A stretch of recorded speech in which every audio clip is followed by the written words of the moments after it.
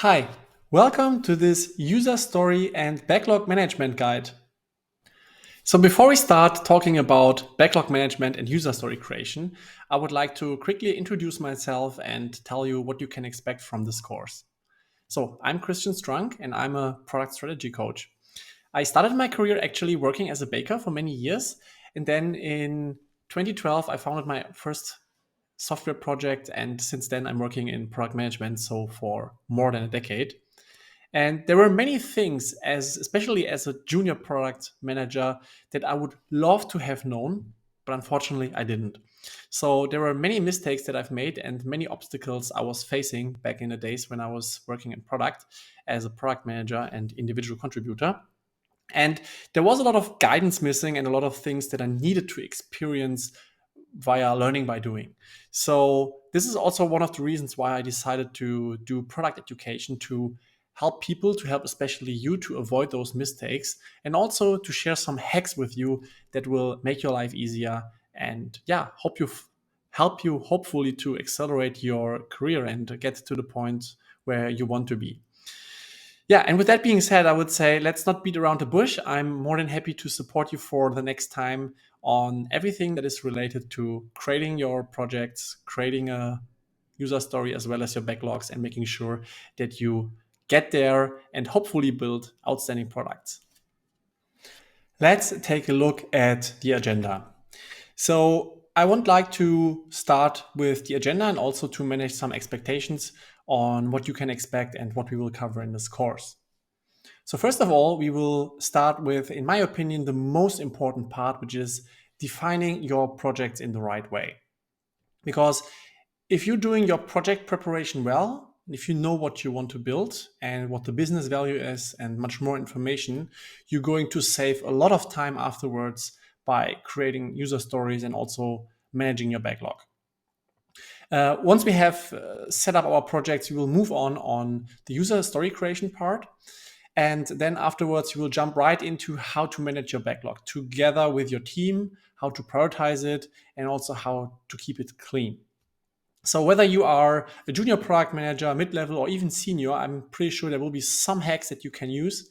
And I try to cover everything from project creation until getting ready for making the tickets ready for your sprint backlog. So this is what we're going to do. And I am a big fan of understanding and grasping the theory behind it, which means we will cover the by the book structure on setting up projects as well as user stories. But I also believe it's very important to learn how to directly apply it within your job. So therefore, I have created a lot of templates additionally to this course that you can download and that you will find in the file, as well as a real world project so that we have something that we can use and understand. So I made up a complete business case, and based on this business case, we're going to develop a feature and break it down to user stories. And based on that, we will also create a backlog and see how we manage this backlog to make sure that we will hit the business goals that we're aiming for. So this is what we're going to do. And with that, we will jump right into the first lection. So, a quick introduction, and this is something that I believe should be always covered before you talk about product management, is what is backlog management? Backlog management contains to me everything which is related to project setup as well as user story creation, but mostly it is about communication.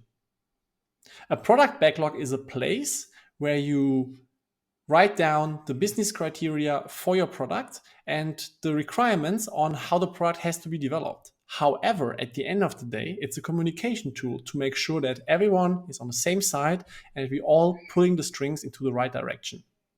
So communication is key, and you may have heard this already in your job, but I just can't stress it enough. Everything we're going to do in the next time is to make sure that the communication is as clear, as smooth, and as streamlined as possible. So, and therefore, we need to start, first of all, with a good project definition. And that's something that I wasn't doing very well at the beginning of my career, because it rarely happens that you start on the green field with a complete new project, a complete new company, especially when you join as a product manager in a new job, in a new company. You're going to take over maybe a backlog. If you're lucky, you're going to set up a new one. However, what's important is to understand what you're doing. And that means no matter what you're going to do, you're always trying to solve a problem. And with that comes the business value.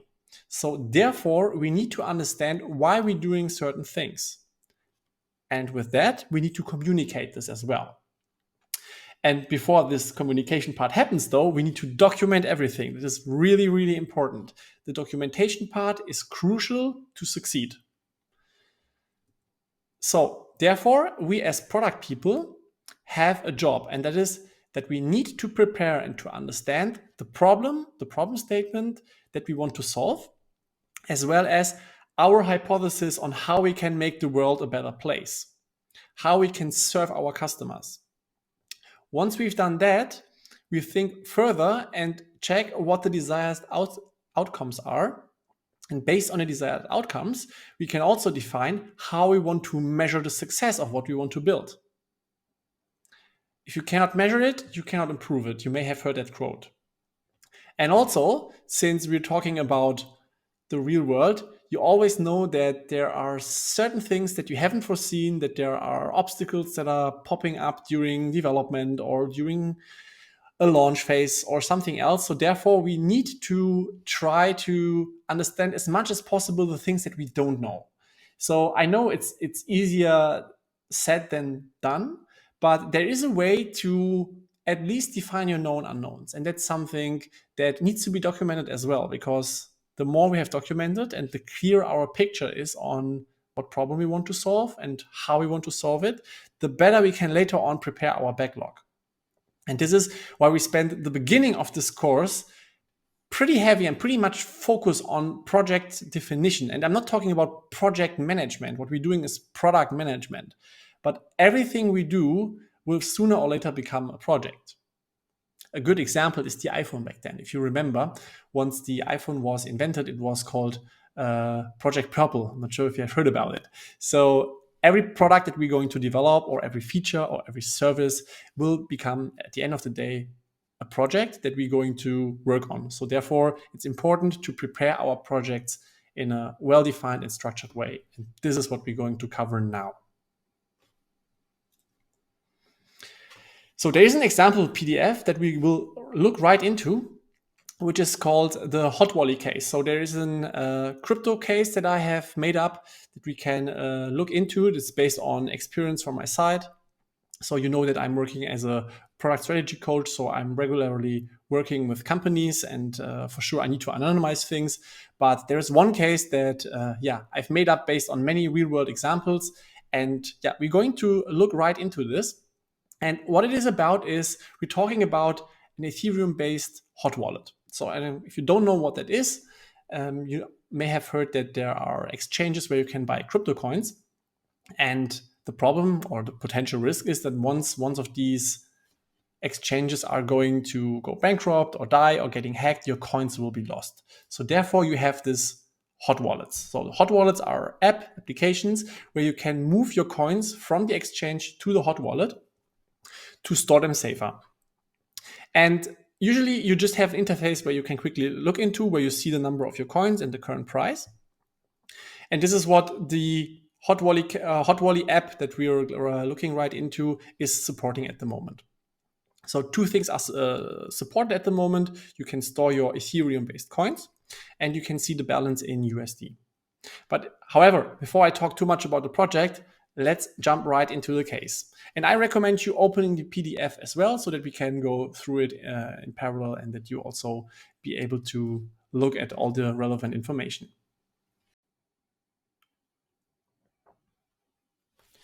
This is the hot wallet case. This is the case that I have created and that will guide us through the whole backlog management guide. And there's something that I told you at the beginning, if you remember. So it's very important that we know what we're doing. And it's not only important that we know what we're doing, it's also generally very important to understand the whole business and the whole industry we are in, right?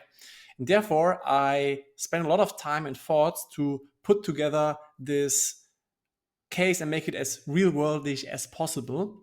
So therefore, yeah, let's just jump right into it. So let's imagine the current date is the 1st of January 2020. So we're going back into the past, and the industry we're in is the fintech industry, which is the crypto hot wallet.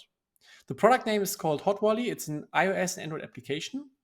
The company size is 25 employees. It was founded in January 2017 and is therefore 3 years old. It's based in Germany, and the product vision and the product mission goes 3 years into the future. We will cover all of this in a minute. So the background is that this company has been built by a guy called Richie Guy, who is a Bitcoin multi-billionaire, and he bootstrapped the whole company. The reason he did that is because he believes so much in crypto that he said that his mission is to help people to store their coins safely. And he believes that this is going to change the world because crypto is the new best financial system ever. And with that, he started the company Hot Wallet, and especially from 2019 to 2020, he hired 50 new employees, which means the company has grown drastically within 1 year. However, for Richie, it's very important to maintain a very healthy company culture. This is why he believes that hiring the best people is very important and also investing time and money to help them grow. At the moment, processes are very unstructured at Hot Wallet. There's a lot of missing documentation. We covered this as well, right? So documentation is very important, and everyone does everything. And this needs to change in the future. So Richie's goal is that he wants to build the best product for his customers. He wants to continue investing into his people and his culture, but also he needs to become profitable because just storing coins doesn't make money. So therefore, he needs also a very comprehensive product vision and a product strategy. The org chart looks like this. So here, as the CEO, has 2 product managers and 2 product designers under him, as well as the CTO and the CFO. And the CTO has all the engineers, and the CFO/COO has 2 marketing managers, 1 brand designer, and 1 HR manager. So it's a single product company. Therefore, the company vision is the product vision. So they store Ethereum-based coins as well as NFTs, and the UI is currently very simple. As I said at the beginning, you can see the coins that have been stored as well as the price in USD. Which is not supported at the moment is the ability to stake coins. So stake coins is like a feature that helps you to get interests based on the coins that you store for a certain time, and that can be up to between 25%. And then there's also coin swapping, which is not marked bold because the staking of coins will be the feature that we're going to develop. So KPIs, there are leading and lagging KPIs. We will talk about this later as well. So the lagging KPIs is the actively used wallets. So, and an actively used wallet is measured by at least 1 transaction per year. And the leading KPI is the number of wallets that are getting created. So the weekly unique wallet creations is how they measure if they are on track with what they're doing. So one of the final things I would like to mention is that the situation is the beginning of 2020. So the Bitcoin halving has just happened, and there is a big hype around crypto, but also there is this global health crisis coming. In parallel, the whole NFT technology is arising. So people showing more and more interest into the whole crypto world, and they start investing much more money into coins worldwide. So if you are familiar with the product adoption lifecycle, we are on the left-hand side. So we have the innovators, or let's rather say the early adapters, because the market is moving towards more mainstream. So more and more people becoming early adapters of the whole product crypto world. Our customer or the target user are tech-savvy people who are between 18 and 40 years old.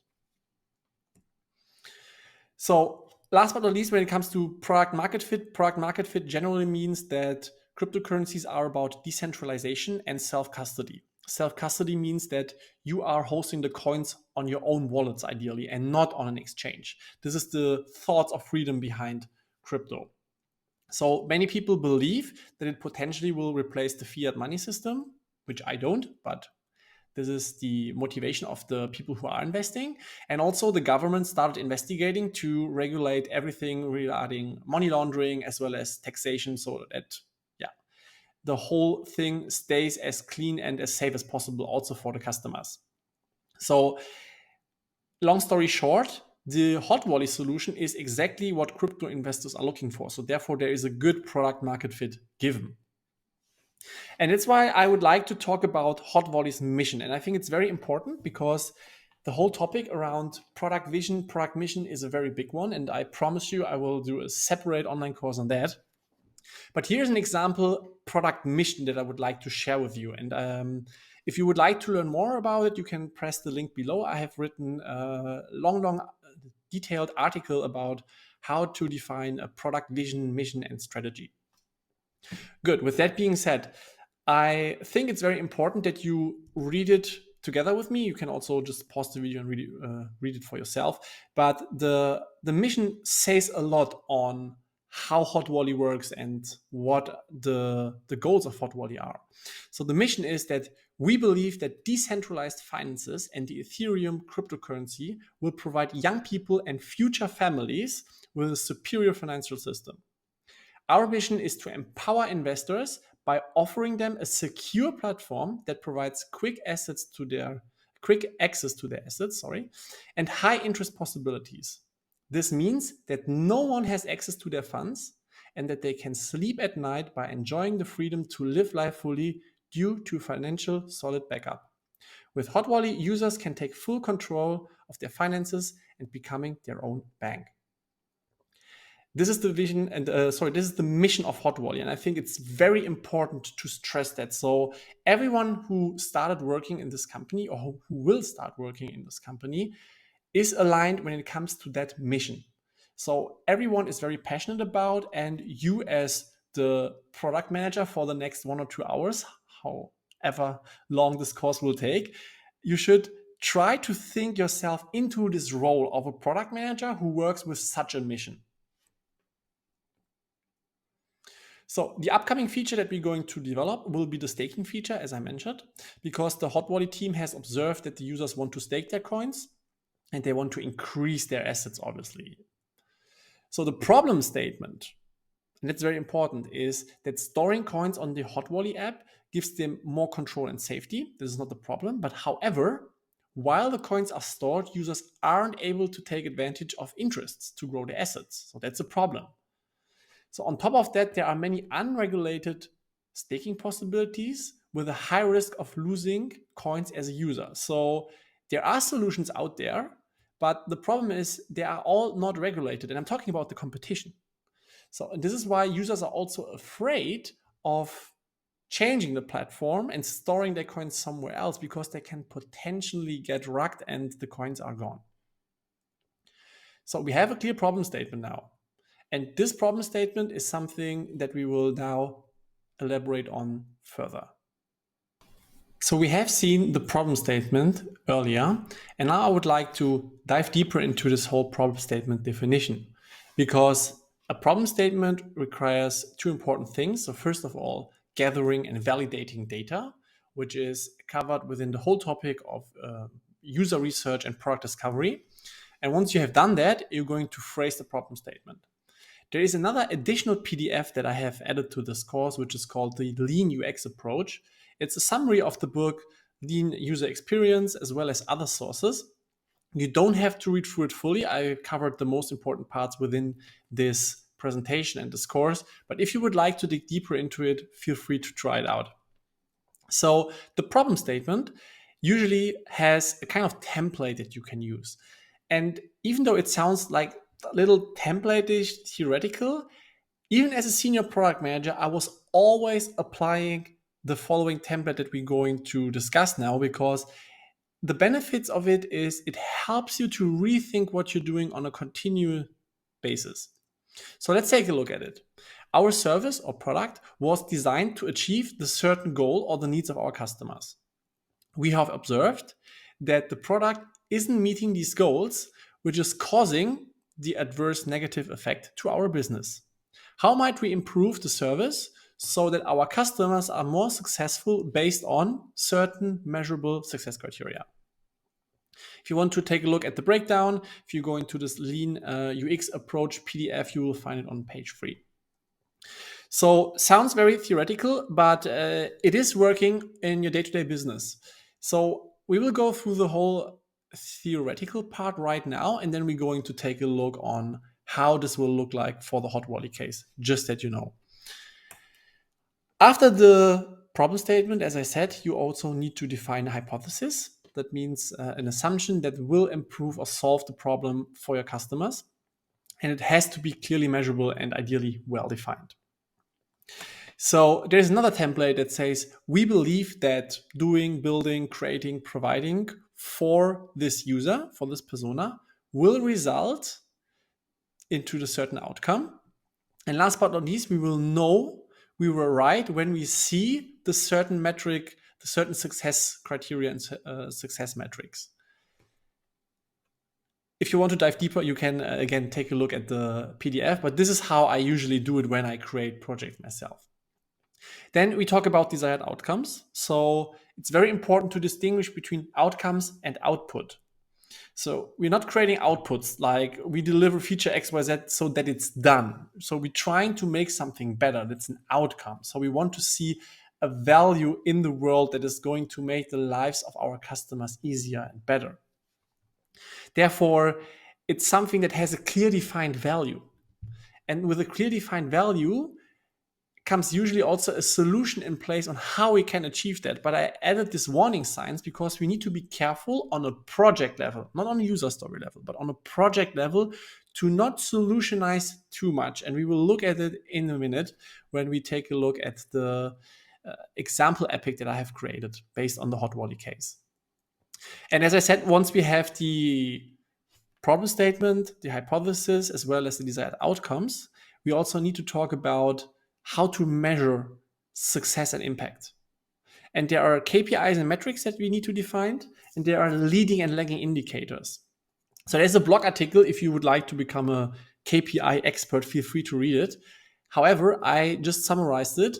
So what is the difference between a KPI and a metric?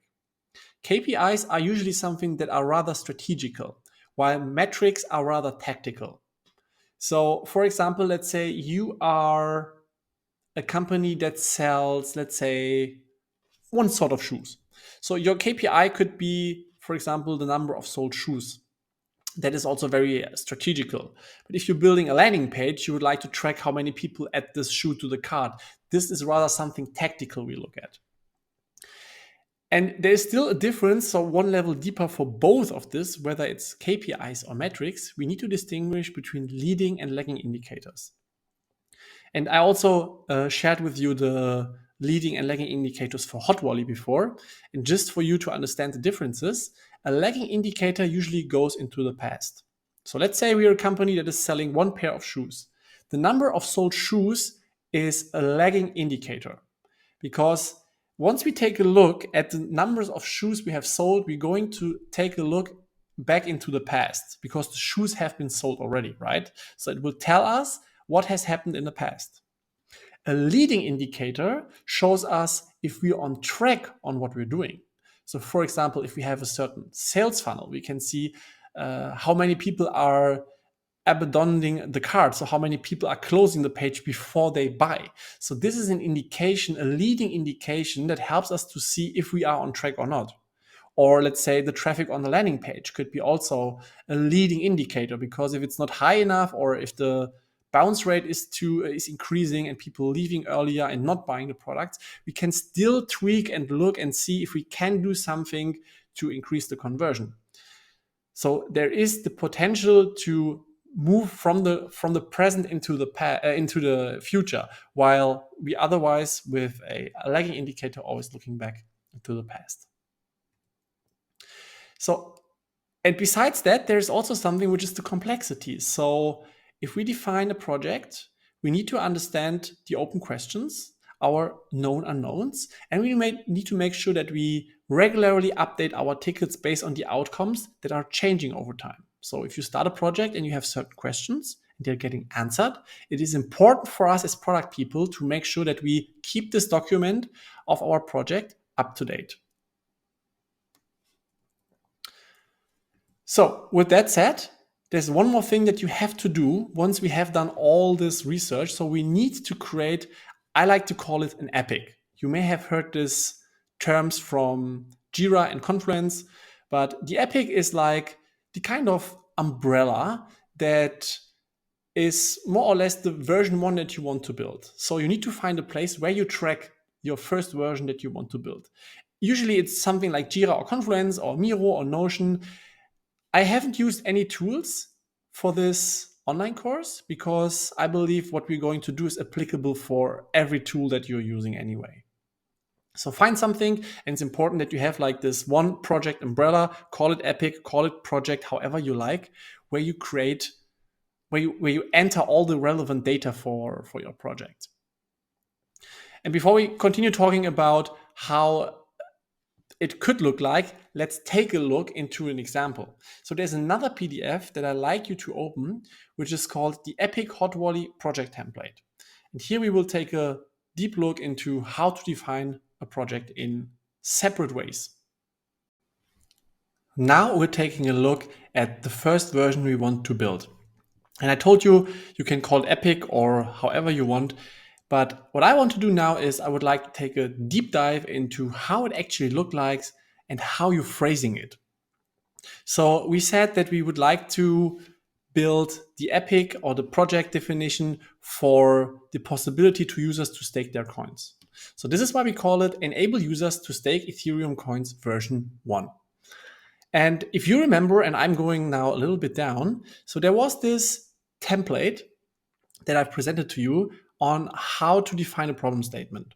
And I would like to start with that first so that you have seen the by the books way on how to create a project. And by the way, I was until the last day I worked as a product manager defining my projects in that way. So our hot wallet was designed to store Ethereum-based coins with quick assets in a safe way. We have observed that our wallet isn't meeting the possibility to increase our customer assets while they store them on our platform, which is causing that they store and stake their coins on other platforms. Additionally, we lose the chance to generate revenue via transaction fees for ourselves. How might we improve our wallet so that our customers are more satisfied based on staking options for their own assets? So this is a way how you can phrase your problem statement.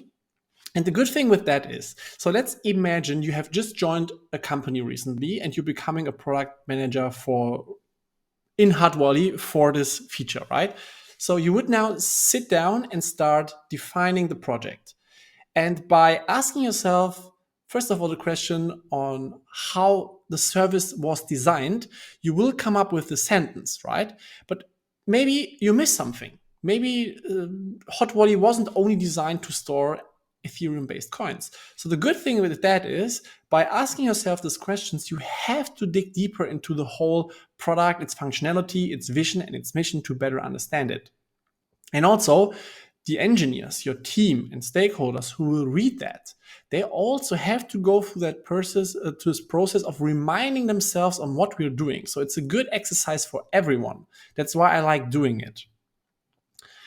But we also need to be realistic. So sometimes things have to go fast and you're not always doing things by the book, which doesn't mean that they are generally wrong.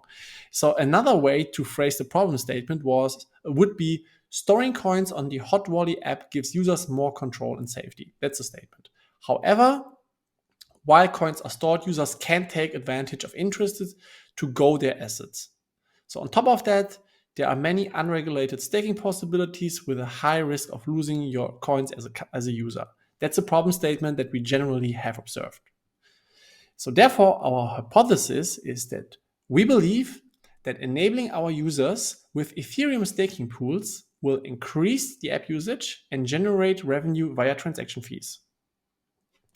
And by the way, you could also say we believe that enabling our users with Ethereum staking pools will help them to grow their assets. So the way I have phrased it now was very focused on ourselves as the company Hot Volley, but you can also look at the customer. So that depends on your priorities and how you define epics. And I believe it's also important for you as a product person to find your own style.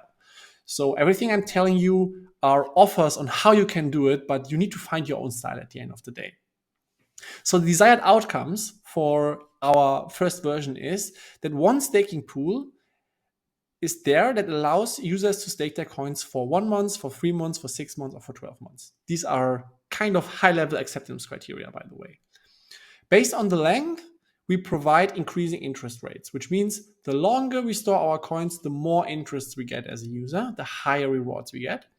And the interest will be paid out on a daily basis into the wallet of the customer. And we only work with third-party staking pools with integrations. We will not build our own staking pool. So that's very important. And a way to measure success is that users can stake their coins in one staking pool. And the first version will be only supported for German users. Could be, for example, something for a V1. Our goal is that 5% of our users will stake their coins 6 months after we have released the feature. And at least 75% of our active users will visit the new staking tab within the first month after release. So there are many, many more and better ways to track success. So if you have some ideas already, feel free to write them down. So for you as an exercise to start taking on your product glasses and coming into this product analytics mindset. So open questions can be, for example, at the beginning of the project definition, while you as a product person writing these things down, you can say, hey, we still need to create a rollout plan together with the marketing team. We have to create an epic for further rollouts because we just start with Germany, but staking pools for other countries require much more work. So could eventually be a reason to create more epics. We need a technical documentation for the third-party integration. We need to do a user story mapping workshop to map out the user flows. And we also need to update our terms and conditions in the app together with the legal team, or we need to give them the exercise. So depending on your company size, on your company structure, these things will maybe need to be done by other people, by other owners, or you have to do this all by yourself. That depends a lot on how your company is structured. And you need to also bear in mind that usually things are much more complex. This is why we have below here the what's not covered part. So this part is usually, this is something that you don't write into your epic. It's just part of this PDF so that you understand that, for example, the contract details of the staking reward. I mean, how is this whole thing working? So who is the integration partner? How much do we have to share with them? How do we make profit and loss? So like a calculation on how to make money. Is this feature really worth building? And much more things are not covered here in this epic because I don't want to make it too complex. But these are also things in companies that you have to go through because in companies, it is that complex. Because if these questions are not answered, you will not make money in the worst case. So, but with that, we have already a good foundation to soon move on further to break down the things into user story maps. And if you scroll a little bit down, you will find a simple template which will cover the title, the problem statement, the hypothesis, desired outcome, success criteria, and open questions. And honestly, every time I am creating an epic, a new project that I'm starting, I'm literally copy pasting this so that I have like this template that I just need to fill out. If you don't like my suggestions, you can obviously change it to your needs and the way you would like to have it. But it's always good to have a template that you can reuse because you save time and you don't need to think through everything again. So this is a good reminder on what points you have to cover to make sure that you prepare projects in the best way for you, your company, your team, and everyone who's involved in the projects. You have created your epic now, but there's one more thing we need to talk about. Don't forget the kickoff meeting. What do I mean by that? So once you have created your epic and have gathered all the relevant information, you know the problem, you know the hypothesis, you know the desired outcomes, you know how to measure. So at that point where you feel comfortable kicking this project off, starting doing research, starting developing the product, or the feature or the service or whatever it is for you, it's important to bring the most important people together to kick things off. And this is something that I have done wrong many times that I'm always when I'm coaching product people, telling them to do is you have to start with a kickoff meeting. So that means that you invite the most relevant stakeholders to the meeting to make sure that everyone knows what's going on. So let's take an example. Let's say you build something that has dependencies to other teams. So it's very sensible to create a kickoff meeting to invite one representative from the affected teams to make sure that they know what's going on and can go back to their teams, telling them what you're planning to build.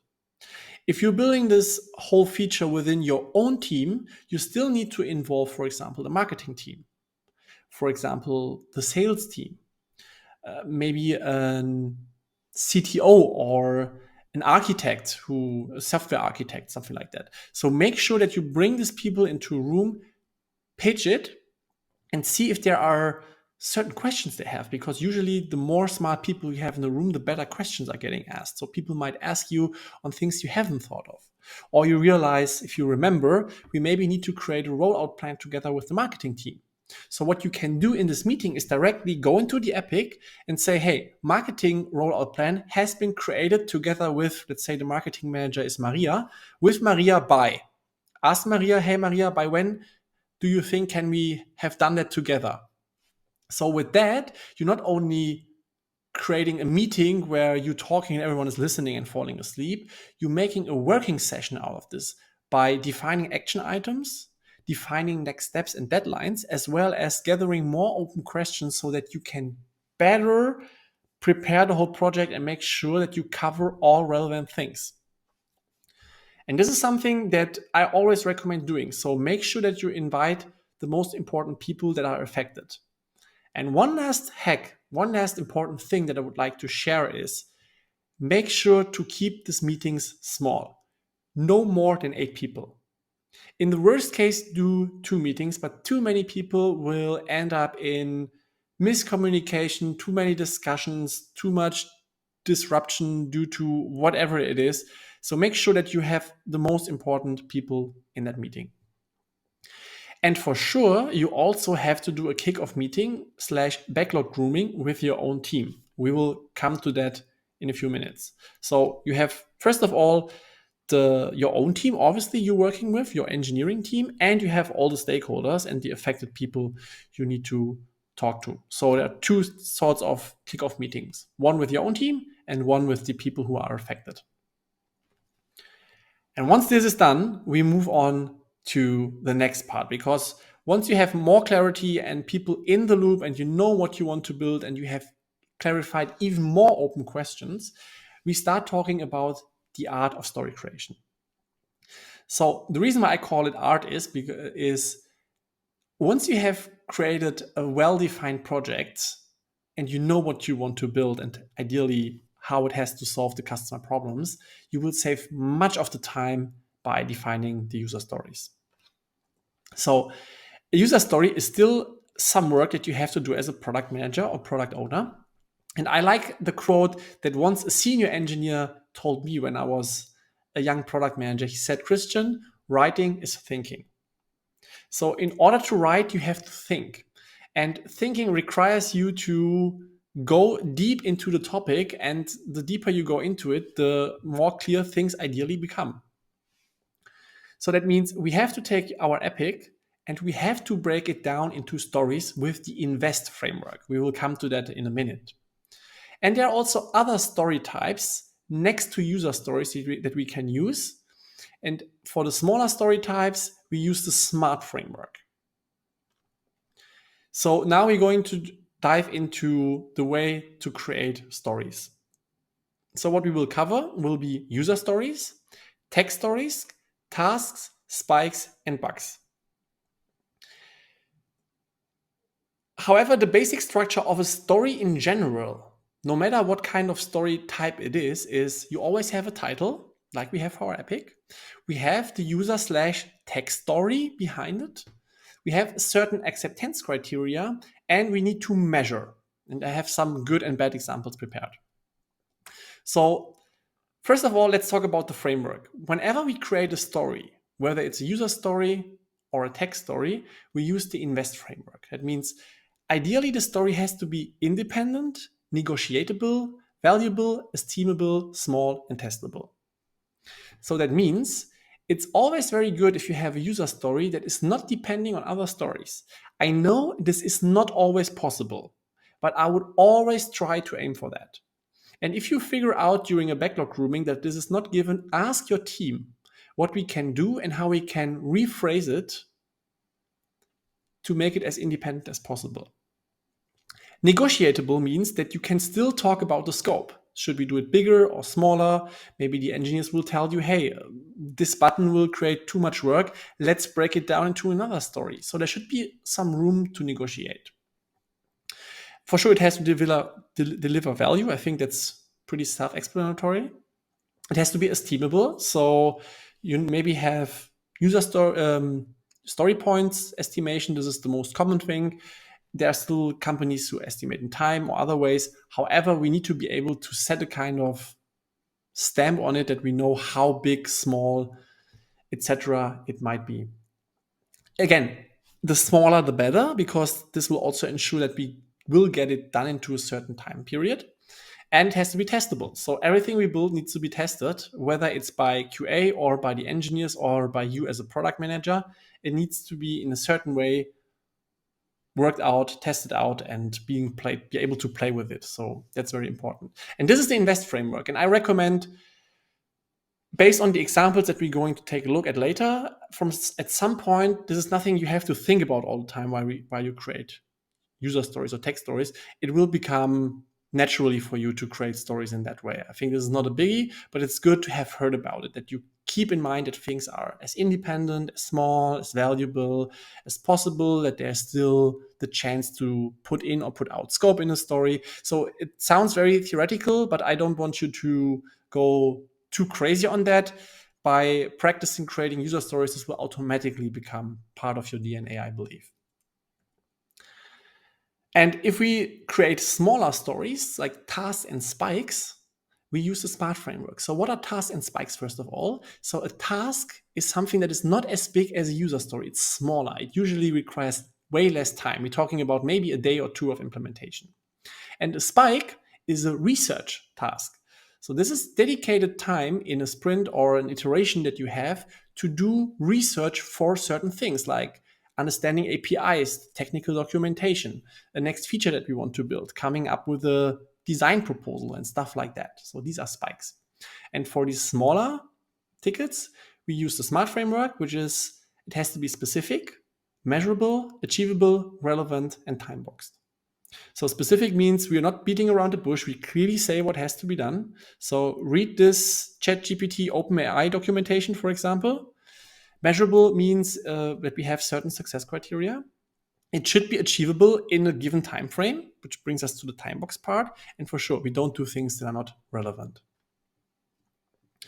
So the title is something that should be at least half a sentence up to a sentence, and it should be clear and understandable what it is about.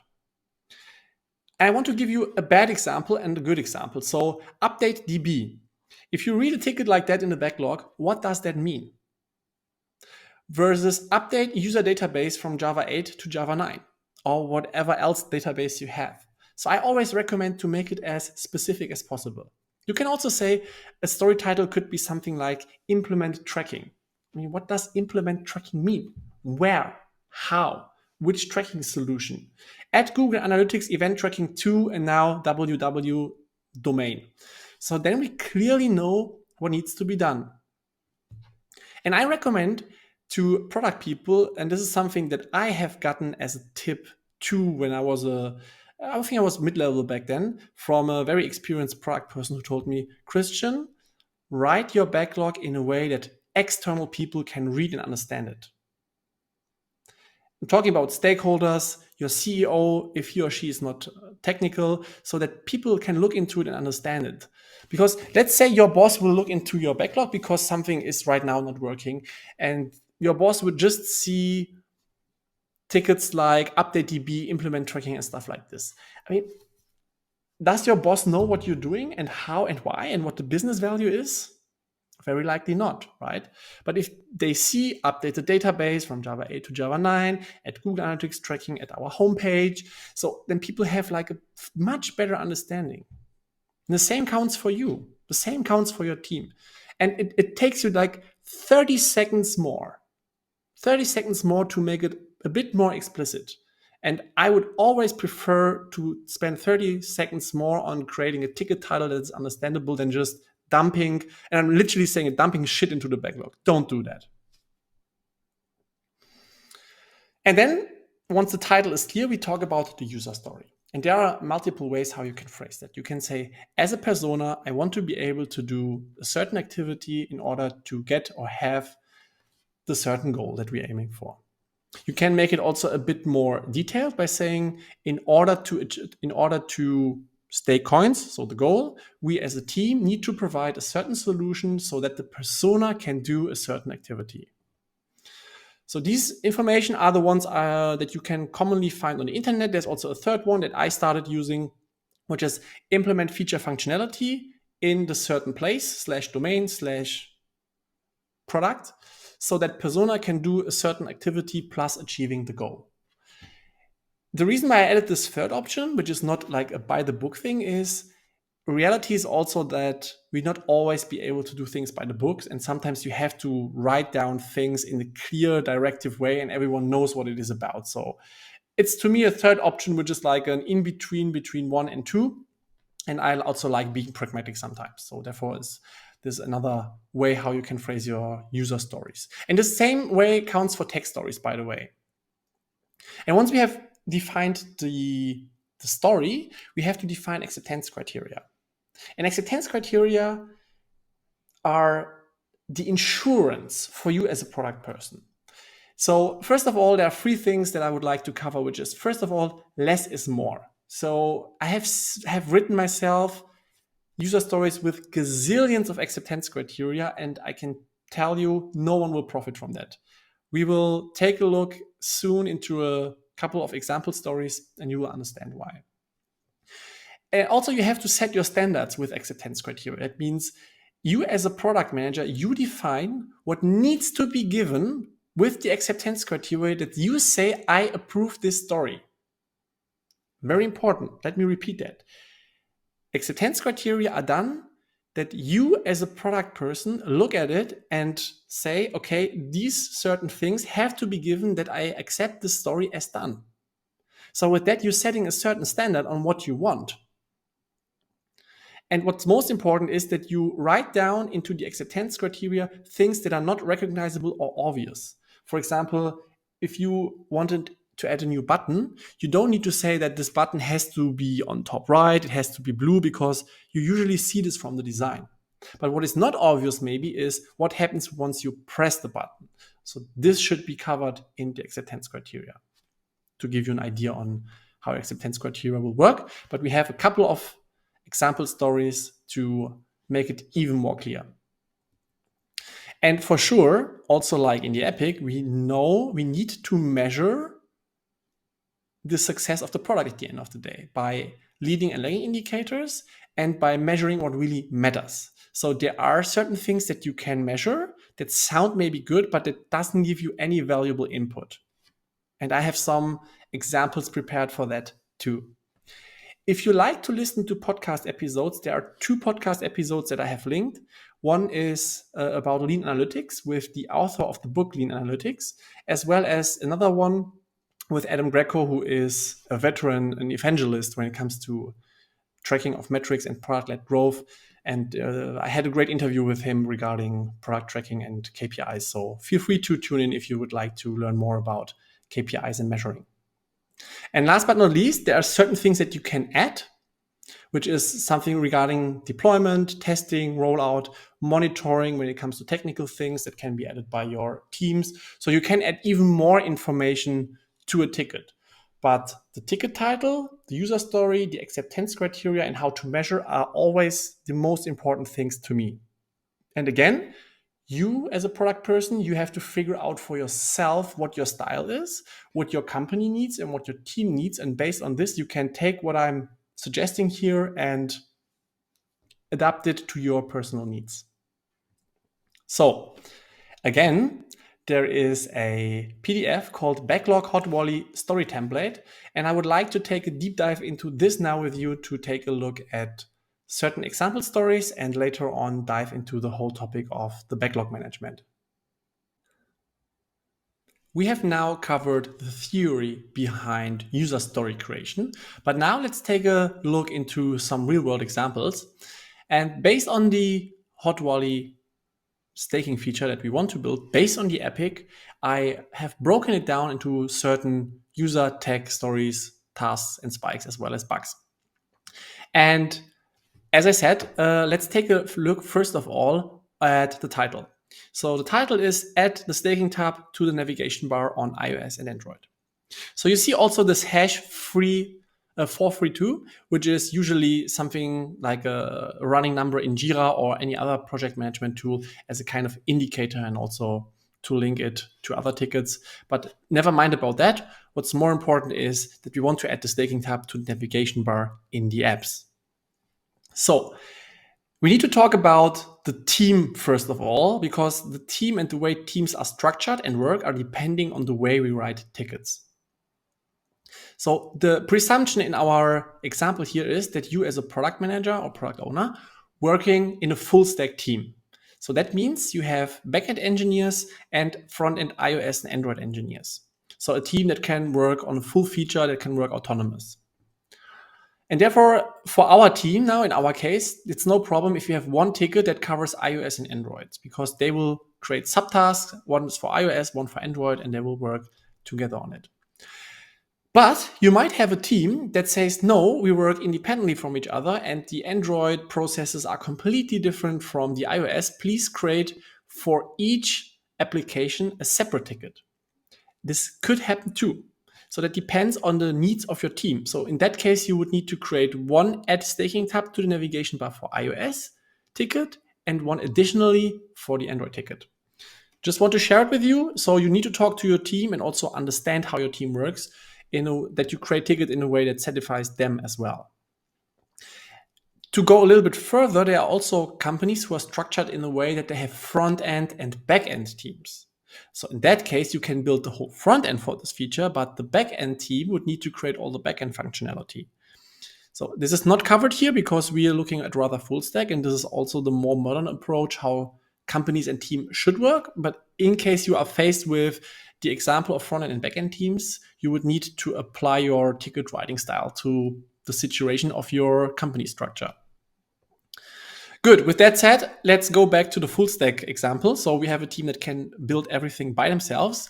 And the user story is, as a user, I want to be able to navigate quickly to the staking tab so I can explore the new functionality to grow my assets. So pretty straightforward in my opinion, but now let's take a look at the acceptance criteria, because as we said, what's most important is to write down the things that are not obvious. And again, don't forget the acceptance criteria are the criteria for you as a product manager that must be matched, that you say this ticket will be approved. So the navigation icon has been added to the tab bar according to the attached designs on iOS and Android apps for all live versions. So that's very important. That's the very important part. It must be live for all versions that we are having on the App Store at the moment. By pressing the tab, it will navigate to the new staking view. And here is a link to ticket 433. So that means we have a separate ticket to build this whole view. And then lastly, the tab can be activated and deactivated via our backend based on app version, location / country. And we will start first of all just in Germany or eventually also the portfolio size. So we can say maybe customers with more than 100,000 euros or dollars worth Ethereum will see this feature or not. So, and feel free to add more possibilities. You can add more tracking ways or backend functionality to this acceptance criteria if you have better ideas than I. So this is just an example. And once this is set, so these are the things that need to be given that we accept this new feature, right? So I'm opening the app, I see this new tab, and it will bring me to this new staking view. And then we also want to measure. So the measuring will happen in the following way. We spend the time spent from opening to the app until I press the button per session. So let's take this first measurement criteria, because I'm not sure if you have experience with Google Analytics. If not, it's not a problem. So Google Analytics, for example, tracks gazillions of one-time click events. For example, the numbers of button pressed, for example, or the number of app sessions and stuff like this. And this is all good, but we said earlier that it's important to measure what matters.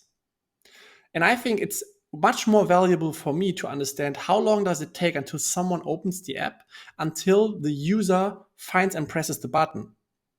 And also from where the user is coming from, maybe from the home tab, maybe from the user portfolio tab or something else. So this is to me much more valuable. This is why I'm thinking in terms of streams when I do event tracking. So time spent from opening the app until I interact with the button is to me a good KPI, instead of just saying we track the numbers of times how the button is pressed. And even though I added it as a measurement criteria, because it can be helpful depending on how you analyze your product. Tap pressed versus not pressed per session, tracked via sessions or via user ID or even via portfolio size.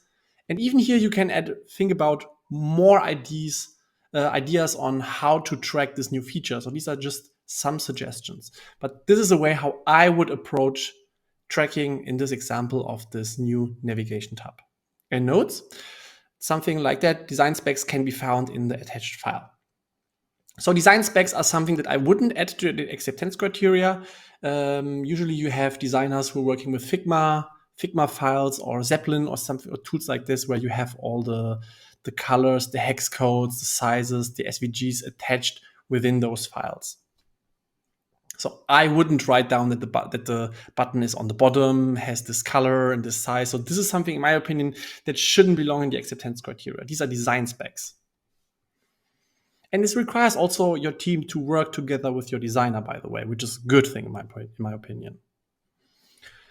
So this would be the first story, and this would be something that I would then later on discuss with my team once we want to start implementing this feature, and we will come to that later. So this was the first user story.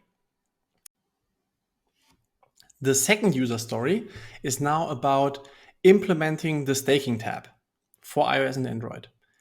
As a user, I want to be able to add my Ethereum coins to the suggested staking pool so that I can start earning interest after making my deposit.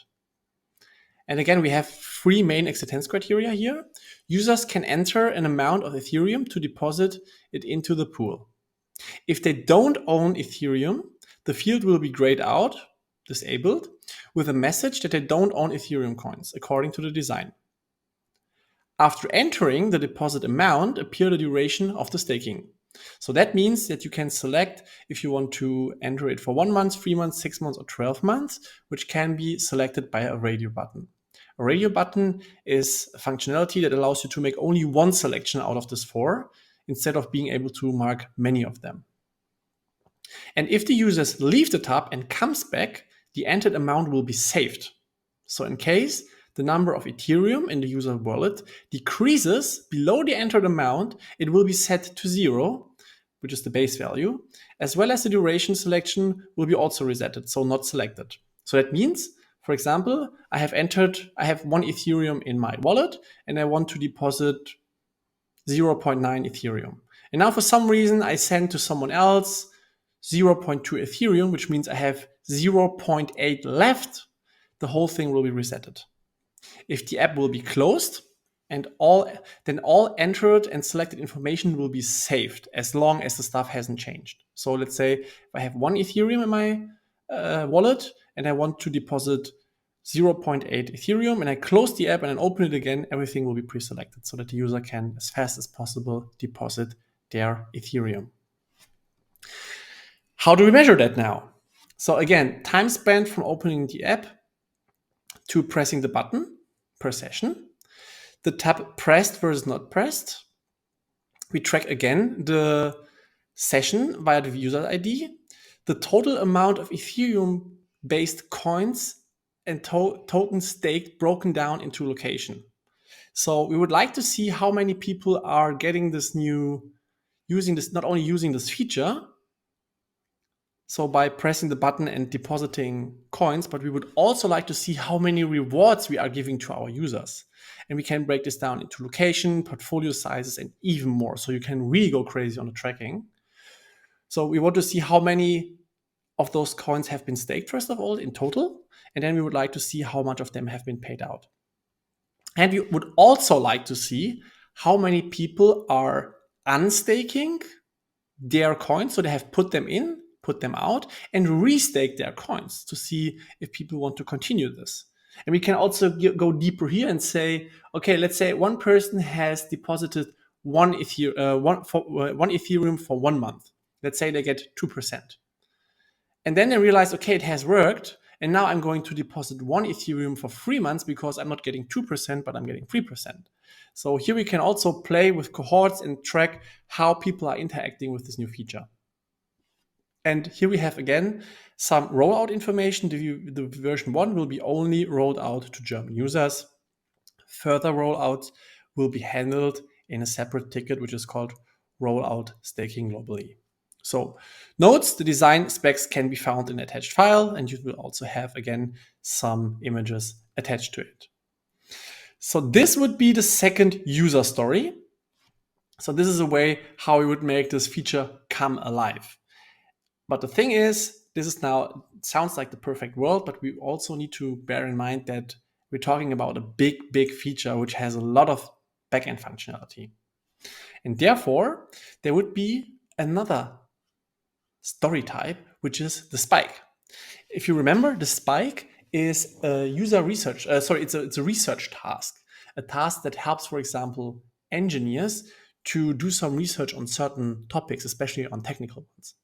So this one is called Investigate Third-Party Integration Ethereum Stake Hub. So let's say this staking pool, which is a third-party integration, is called Ethereum Stake Hub, and we want to investigate about it. So the story would be, in order to make a good choice with our staking provider, please research the technical documentation of the Ethereum Stake Hub service. So the expected outcomes would be that we understand the Ethereum Stake Hub and comply with the relevant regulations, especially those related to financial transactions and data privacy. In Germany or in Europe, we have this GDPR, and we have other ones that need to be covered by the new tracking functionality. We need to understand all additional features that we could benefit as hot wallies, such as analytics, notification, or advanced staking options. We need to clarify what's the API's response time is and can handle it, the expected volumes that we would like to have in the future from our hot wallet users.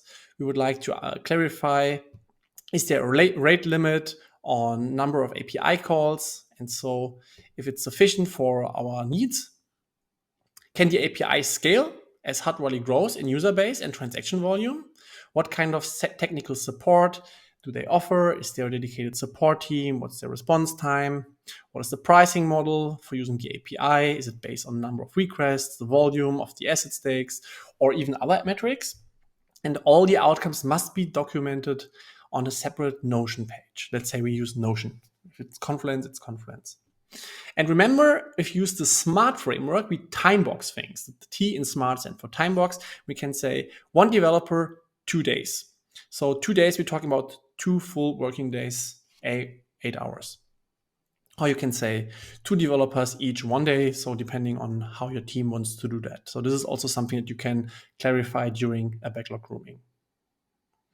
And this needs to be given before we start implementing, because if we don't know if this is the right API, if we can handle it, how would it help, right? We cannot start building something we don't know if it's helpful for us or if it matches our needs. That brings us to a fourth story, and this is a tech story, the integration of the third-party staking service for the Ethereum-based coins and tokens. So this is now a little bit mixed. So let's say we have done the research and we know what we want to build.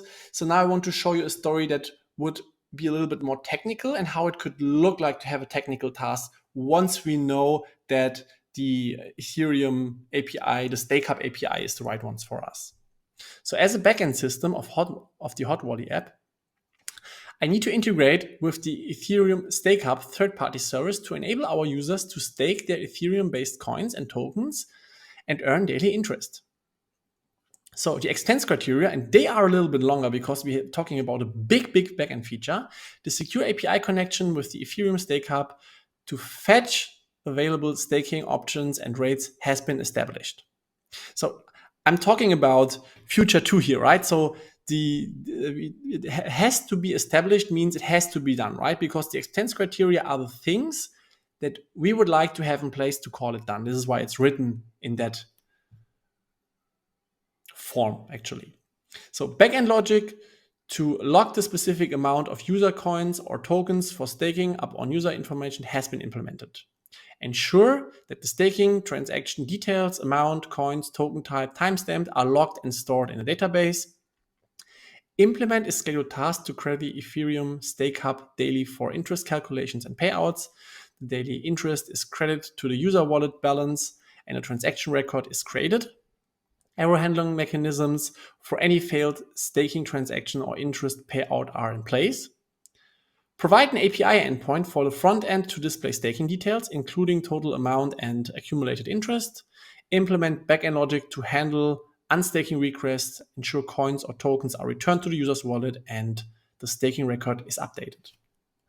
So very technical, and then we would go further by adding some monitoring metrics, which is API call success and fail rates to the Ethereum Stake Hub, total amount of Ethereum-based coins and tokens staked, which is also related to the success measurement that we just talked about earlier.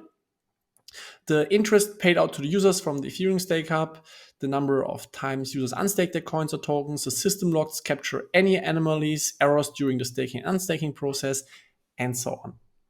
So here we would go very deep, and this is something that you don't necessarily need to define as a product manager.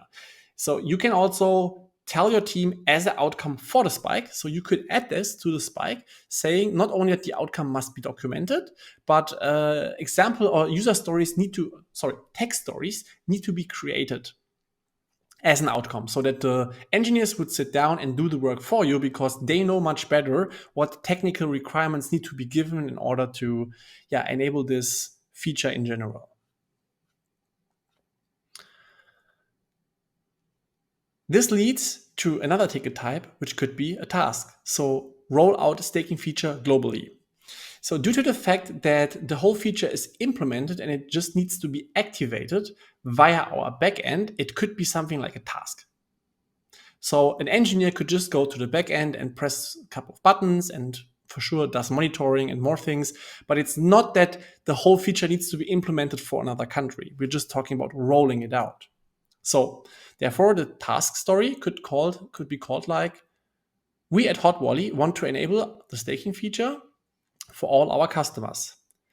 That's why we will roll out the staking feature globally to all our users according to the rollout plan. So the rollout plan to the staking feature would be we start with the whole France. So we have started Germany, now we do France. And after 2 days, we go to the UK. And then after 2 days to Italy. And after 2 days to Europe. And after 2 more days, we could do it for all countries on the planet. This is a very, very, very simple rollout plans. Rollout plans are usually much more complex, broken down much further. It needs a lot of coordination also with the marketing teams and stuff like this. So therefore, I try to keep it as simple as possible, but please bear in mind that in the real world, these things are usually a little bit more complex. In case of any complications or bugs, the rollout has to be stopped immediately until we fix the problems. That's an important side note. Last but not least, we have a bug. So, and you see that it says 137, which means it's an older bug, but it's something that might be part of our backlog. The app crashes when users enter special characters in the wallet name form. So, and here's a way how you can write tickets. So the application type and affected version. So we have iOS and Android apps. The affected version is the current version on iOS 16.1 and Android 12.1. So you could also use the app version of the app itself. And how to reproduce. Open the app, press change wallet name, enter a special character like a hash, press save, and the app crashes. The expected outcome would be that user can save their wallet names with special characters.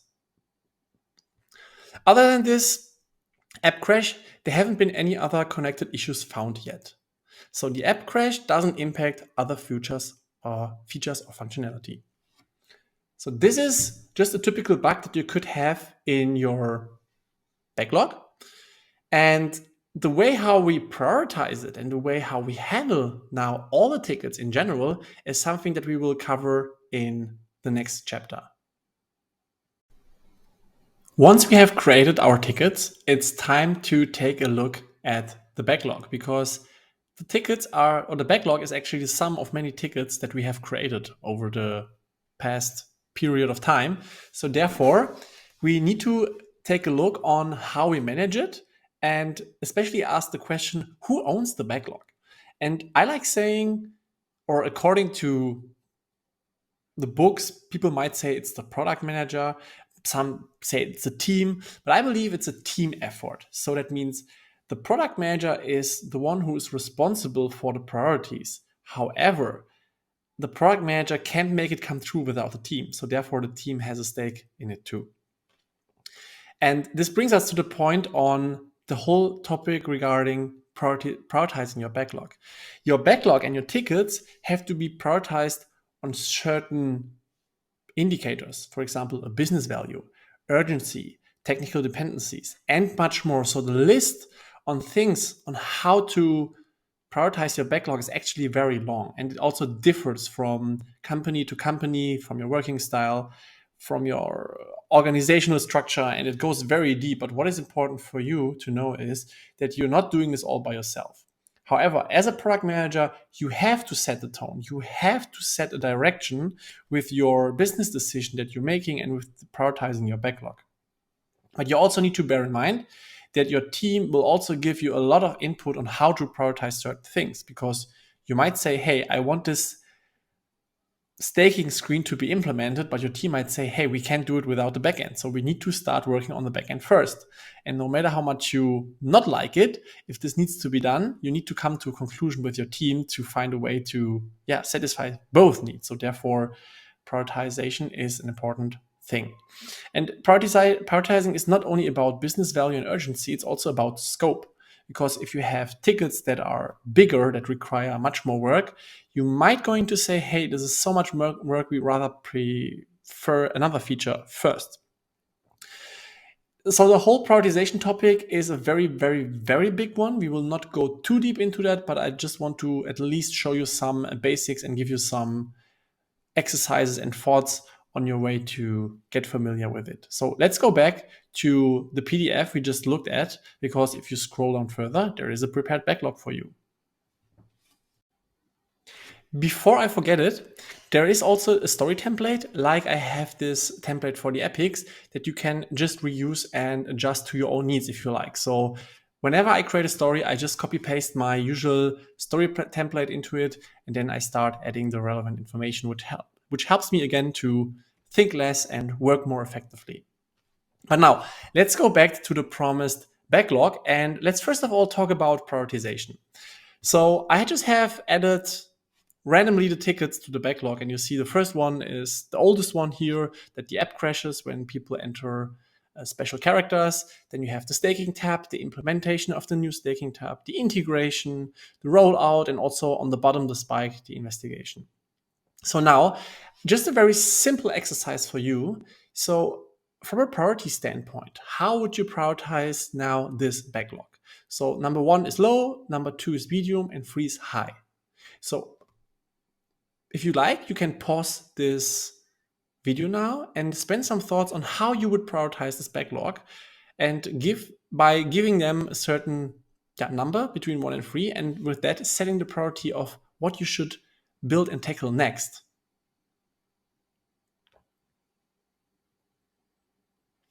So if you have made your choice and decision, I would like to share with you how I would prepare this backlog. So on the very first step, since we know that we want to build this new feature regarding staking, the first thing we need to do is we need to investigate on the integration. So without the research and without making a business decision on how we want to build that back end and how we want to offer the pools with the pricing and all relevant information behind it, we have to start with that. So from a priority standpoint, and I'm not talking about now necessarily business value and all these things broken down, but as a logical next step, we have to investigate first to unblock ourselves, to know more, to be able to build that feature. And then what we would need to do is we would need to start integrating the third-party service, the backend feature, because this will allow us to start enabling this whole feature. I mean, just from a priority standpoint of without the backend, nothing will work. So therefore, this would be the highest priority, and also from a scope, it's very likely the biggest part. And then we would start talking about the staking tab as well as the staking tab screen. Sorry, first the screen and then the tab, because the screen is the most important part. The tab is something that gets built in very easily. And then I've added the rollout feature. I mean, you could say, okay, from a business value, that's very high because we want to have it everywhere. But if we just take a look at the next logical steps we have to take, the rollout globally will come much later after we have built everything else, right? So we can roll it out globally without having this whole feature front end and back end in place.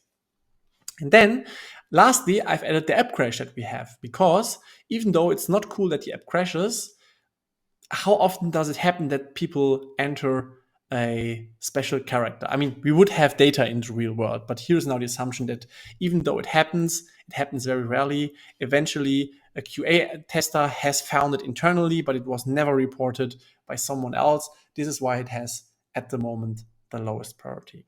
And this could be a way on how to prioritize the backlog. But that doesn't mean that you are going to develop in that order or in that way. And this is something that we will now further discuss by, first of all, taking a look on how to discuss these features with your team. So I told you earlier that you have to do this kickoff meeting with your stakeholders to make sure that everyone is on board on what you want to build. But you have also sit down with your team and discuss how you want to build this feature, which is very, very, very important, because they will be the ones who are going to deliver on that. So therefore, I would like to cover the next minute and also at the end of this course on how you managed to sit down with your team and create a space where you can talk openly, where you exchange ideas, and where you also agree to something as a team and make good decisions together.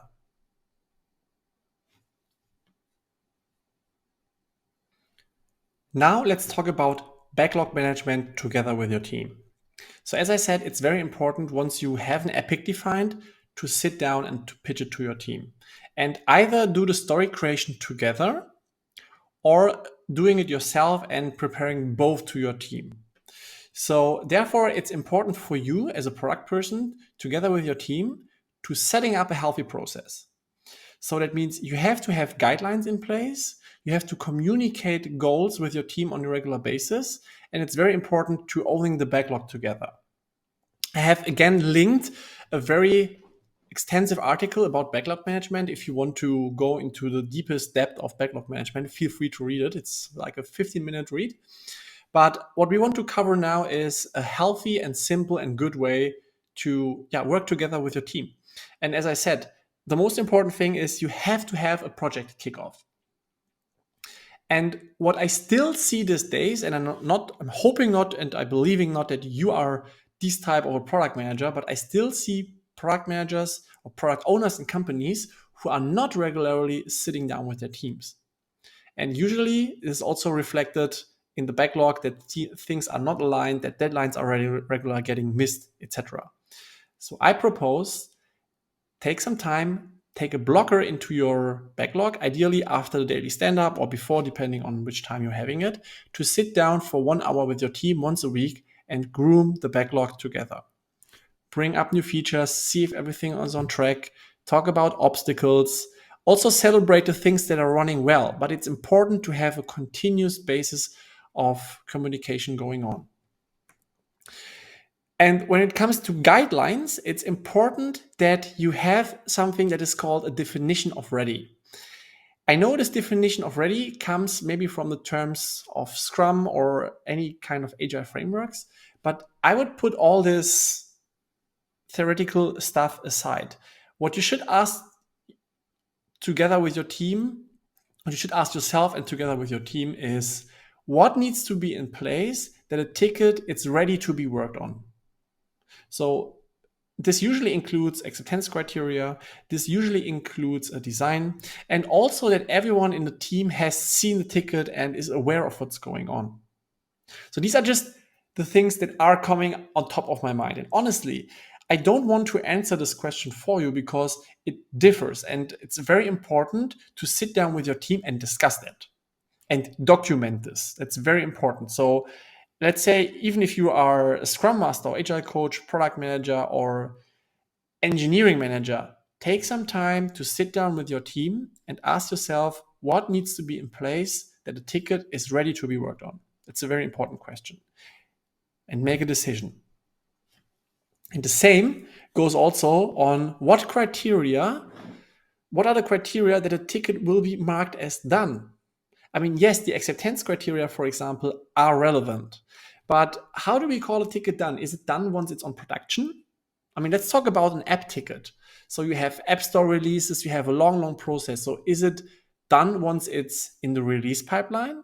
Is it done once it hits the app store? Is it done once we have tested it?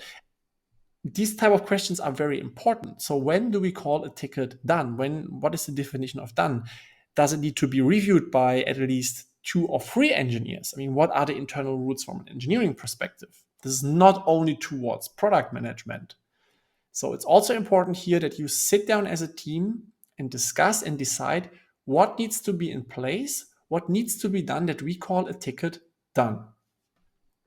And that's something that takes some time.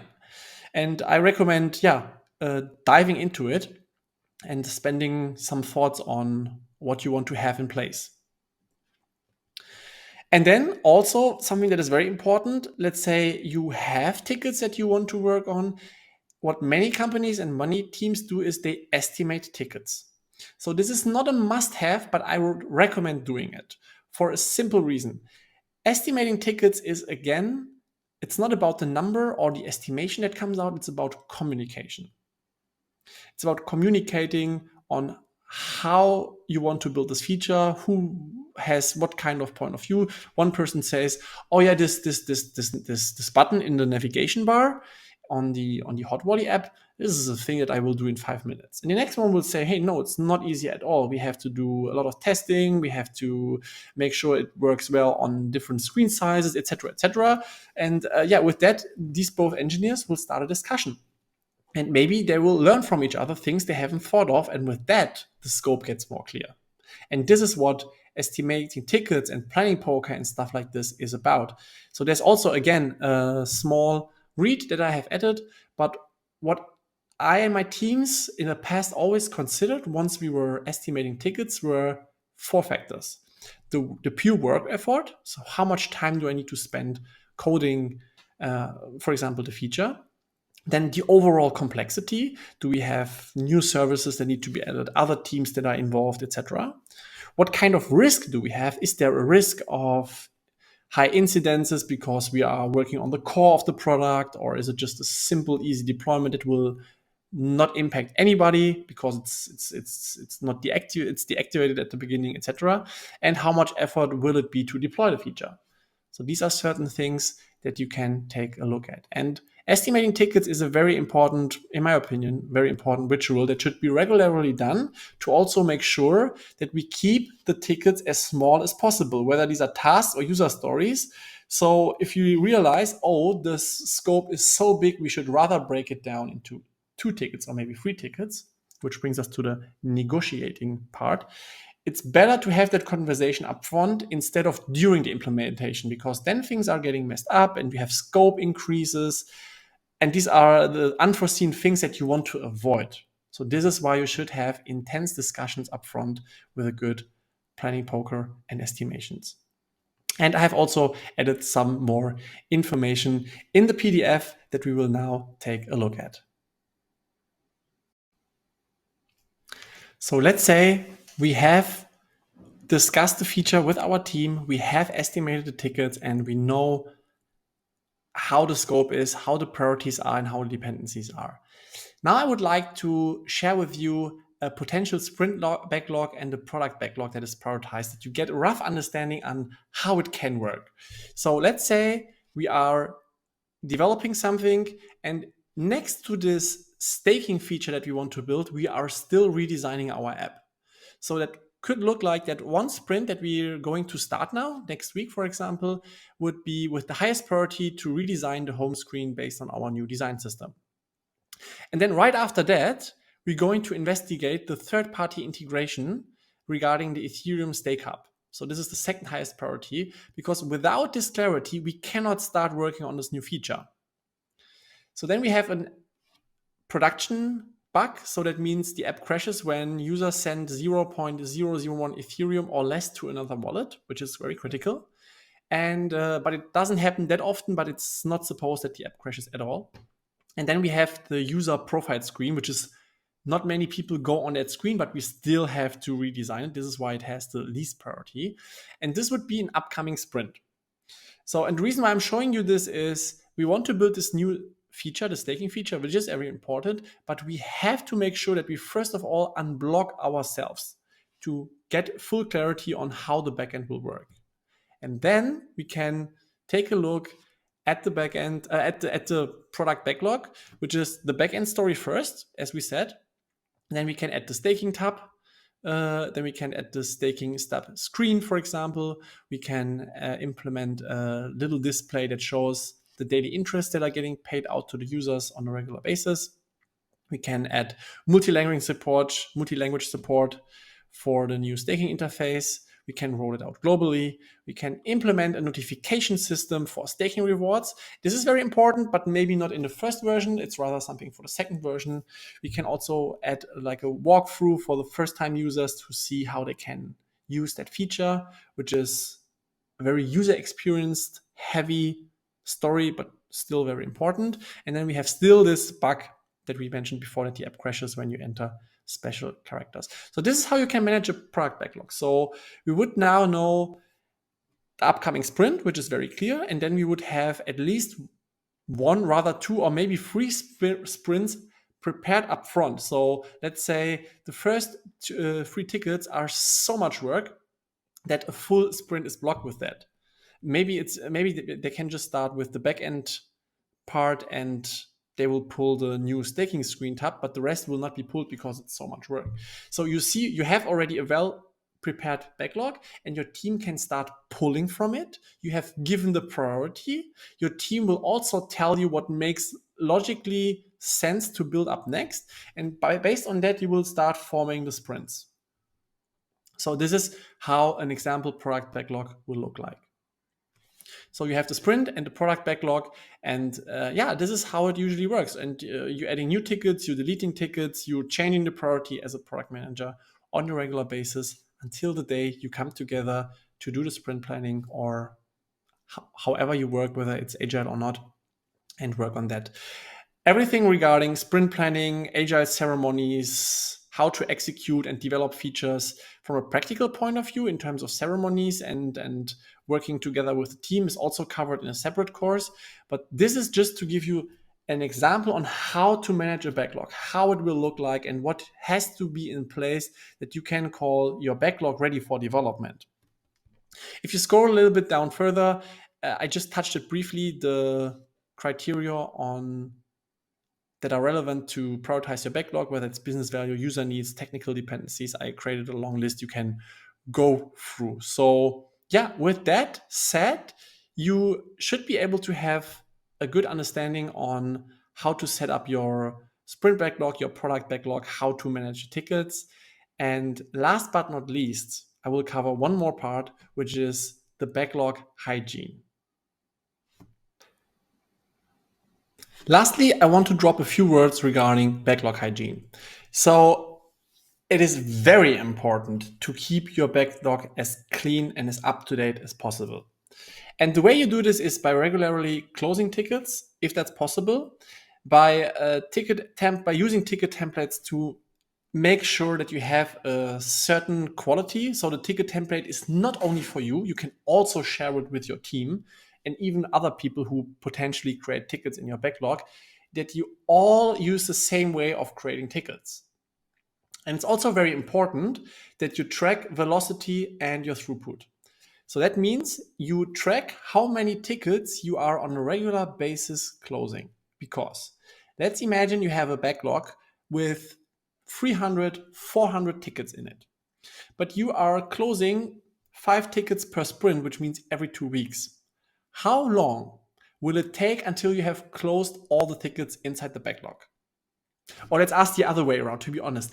You are never going to finish all of these tickets, right?